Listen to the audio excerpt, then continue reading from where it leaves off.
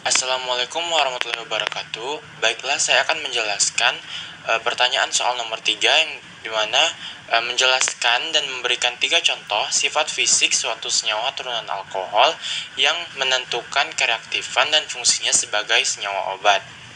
Baiklah, saya akan menjawab. Suatu senyawa turunan alkohol yakni gliserol. Gliserol ini adalah suatu senyawa turunan alkohol yang memiliki 3 gugus hidroksil atau OH yang bereaksi dengan asam lemak membentuk gugus asil dalam ikatan ester.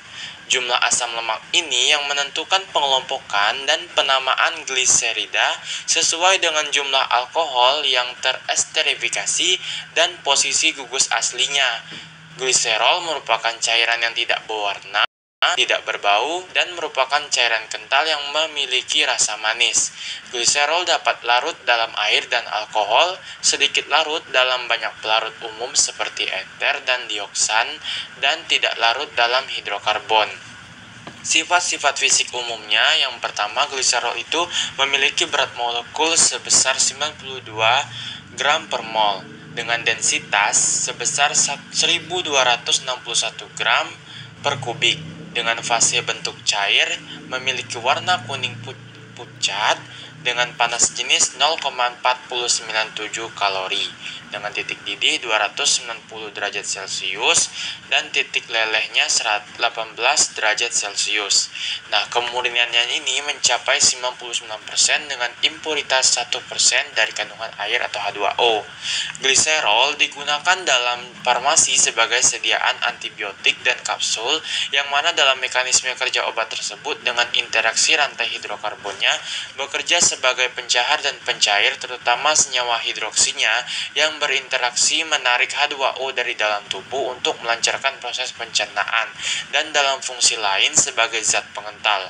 Untuk sediaan gliserol dalam obat pencahar melunakkan feses, dalam turunan obat berupa gliserin bekerja sebagai antibakteri yang bekerja dalam mematikan atau membunuh bakteri dan bau pada mulut dengan menetralkannya antar reaksi H2O dan gliserol pada gugus hidroksil yang terdapat di dalam obat tersebut. Dalam penerapan obat, sediaan sebagai sirup bekerja dalam menarik dahak dari tenggorokan dengan melunakkan atau mencairkan dahak agar keluar, sehingga berperan sebagai antibiotik dan anti alergi pada penyakit batuk dan pilek. Sifat dari gliserol yang memiliki efektivitas kerjanya adalah sifat kelarutannya yang nonpolar, bersifat anestetik atau penetral.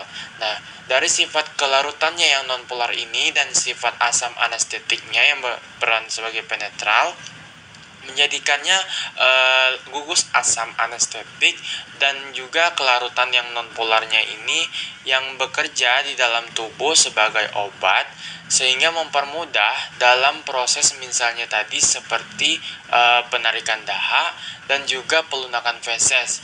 Nah, di sini gliserol ini yang berbentuk cair yang dimana berupa zat pengental ini dalam bekerja di dalam tubuh itu juga menggunakan interaksi-interaksi dengan efektivitas kerja dengan gugus karboksil dan sifat asam di dalamnya yang memiliki jumlah kadar molekul yang sama, sehingga sifat inilah yang memiliki relativitasnya sebagai sediaan obat farmasi, di mana dalam tindakan farmakologisnya obat ini mempengaruhi kinerja dalam peranan sebagai antibiotik, anti alergi, antiseptik, dan antibakteri yang mengandung sejumlah senyawa hidrokarbon berupa hidroksil tersebut dalam bentuk sediaan cairan, kapsul, ataupun sirup, dan eliksir.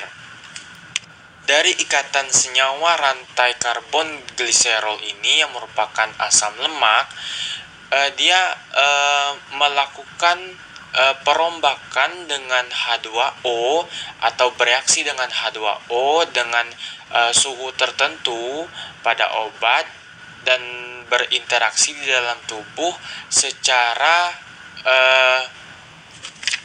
efektif dengan tingkat kemurniannya tadi, sehingga dalam cairan gliserol tersebut memiliki suatu fungsi obat yang mana teresterifikasi di dalam tubuh.